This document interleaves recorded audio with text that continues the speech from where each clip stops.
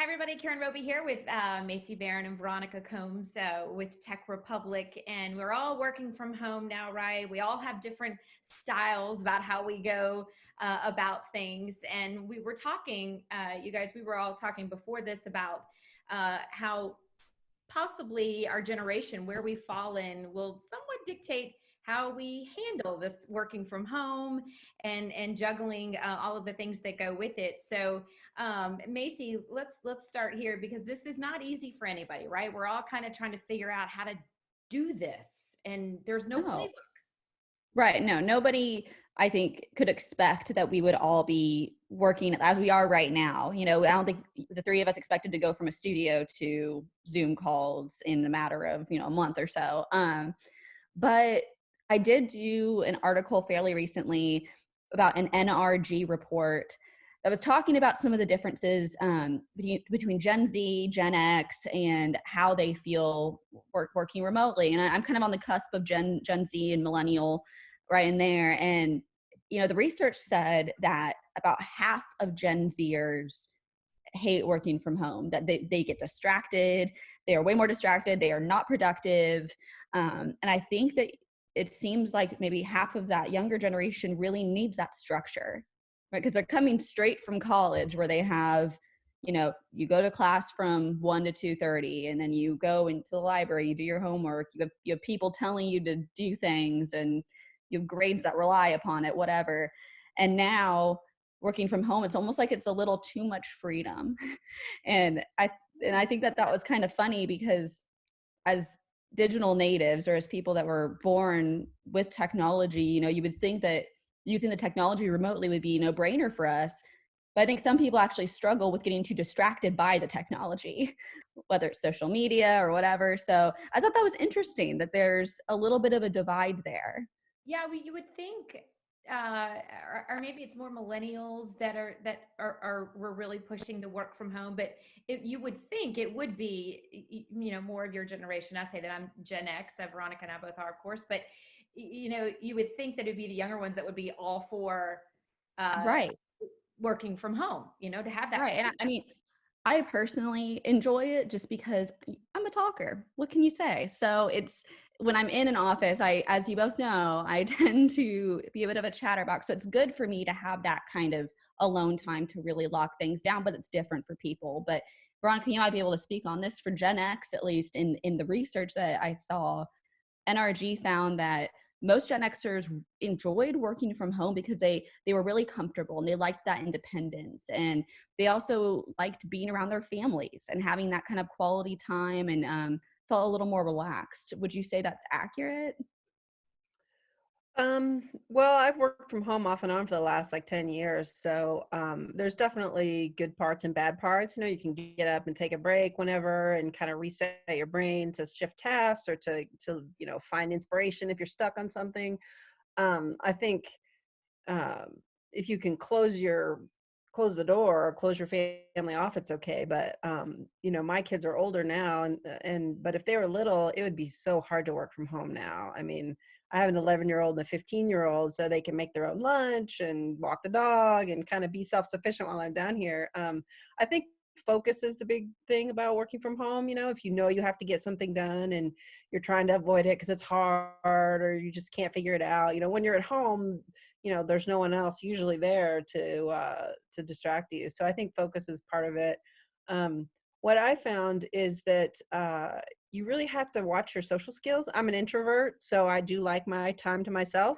But if you work from home exclusively and you never get out, then you kind of forget how to make small talk, and it's even harder to approach strangers and say hello at a networking event. So I found that I had to very deliberately schedule social things so that I would get out and talk to people, would remember how to network and mingle. And it's good for you. Like you meet new people and you get new ideas. And especially for writers, you never know where the next story is. So I do like working from home, but I very deliberately balance it with getting out in the world and talking to people. Sure. Yeah, and I think that that's the key for everybody, is to find that balance. And those that are lucky enough to have an office and have the ability to work from home too is really a great combination. Like we have here with our company. But I think that the really crazy thing for a lot of people is that they were just thrust into this working Right. remote setup, that their office closed like that when all of these changes happened so suddenly, and schools were closed, and it all just happened at one time. And that's tough to handle, especially like you said, Veronica, with kids at home. Totally. And that social aspect, at least in that same report I was referencing, was really big for Gen Zers and millennials. And that's probably because, I mean, I can speak personally from that. After I graduated, I moved away from a lot of people my age, a lot of my close friends. And so work was almost my kind of social aspect of my life, as well as my working life. So I think that's also difficult for Gen Zers, is to not have that talking and have that kind of camaraderie. Yeah, definitely. And I think, I know I talked yesterday to Jesus Vigo. He writes for TechRepublic, of course, and he's put together a great article about how working remote, you have to look at it, from a mind, body, and soul perspective when we're all stuck in our homes, especially not during a normal time as quite as much, but that you have to make a deliberate decision every day that you're going to get out and take a walk, or get some kind of fresh air. You're going to connect with 2 friends or at least 2 family members, making those kind of decisions each day versus just kind of, I'll just sit in my office inside my house or my living room, wherever it may be, and just get through this. But Right. getting through this, it may be longer than we hope it would be. Yeah. Yeah. I think that routine is really important. And I've found that over communicating is really a good idea, because you can look across the room and say, hey, what about this? And they hear your tone and they get all of your body language, but you can come across more abruptly on texting or instant message or even email. And so I think thinking about that tone is really important. And, like I said, I'm an introvert, so I'm all about texting and emailing, but sometimes you just got to pick up the phone, because something that can take 10 emails to sort out, you can say, did you mean this or did you mean that? Just let me know.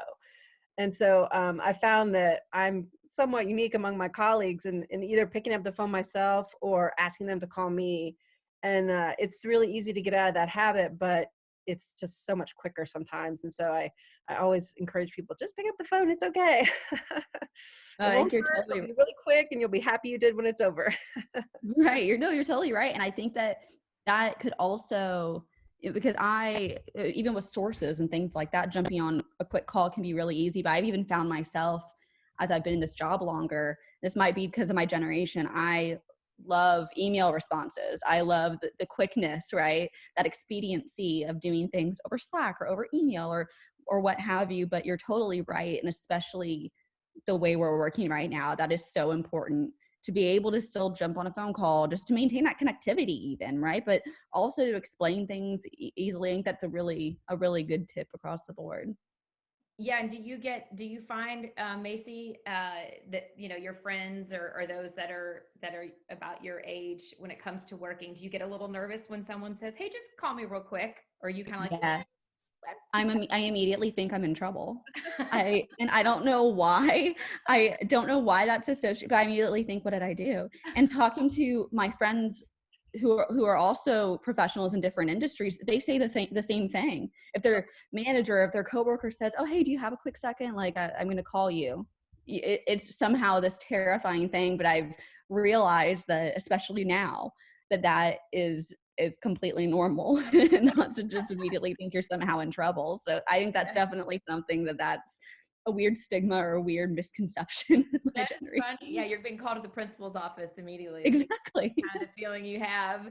Well, do you guys both, as we're wrapping up here, what would you say, Veronica, we'll start with you. What would be, if you were talking to people that are, with similar style to you, or approaching this in the same way you are, what would be like 2 tips that you would pass on to them, 2 things that you remind yourself of, or, you can talk kind of in general too, putting you on the spot here, but things that you try to do to make this situation easier for yourself?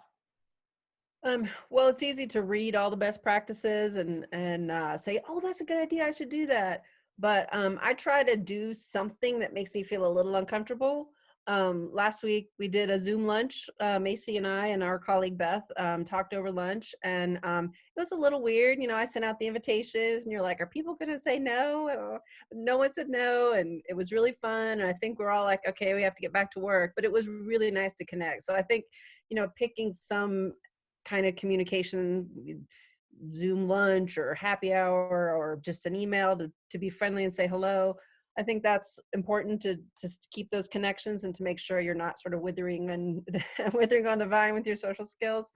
And then I think, you know, there's that tactic of what I hear you saying is, you know, they tell you to do that in interpersonal relationships with your family or kids. And I think I've started to do a little more of that with my colleagues. So what I think you're saying is X. Is that really what you're saying? And try to phrase it in a friendly way, not to be like angry, but just to say, this is what I'm getting. Is that right? And, you know, I've had mixed results with that, but I think it's still a good way to make sure you're not going off in the wrong direction. Yeah. So go out of your comfort zone and over communicate.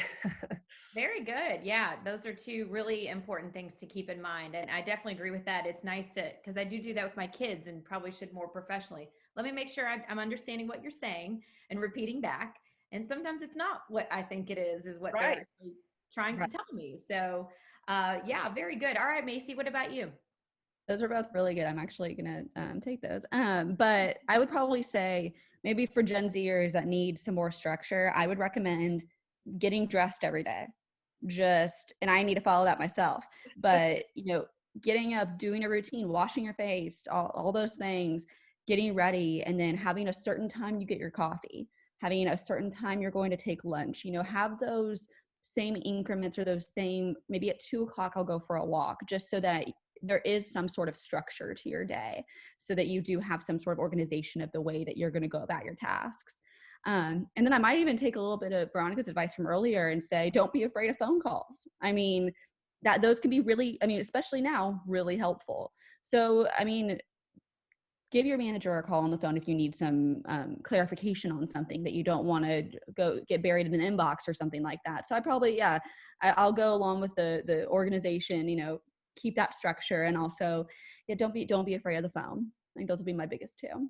Yeah, very good. All right, some great things there, guys. Great discussion to pass on. Hopefully, this will help some of you there at home that are trying to find your balance, whether you're Gen Z, Gen X, Millennial, even Baby Boomer. Right? We're all just trying to figure this out and survive. That's what we can do right now.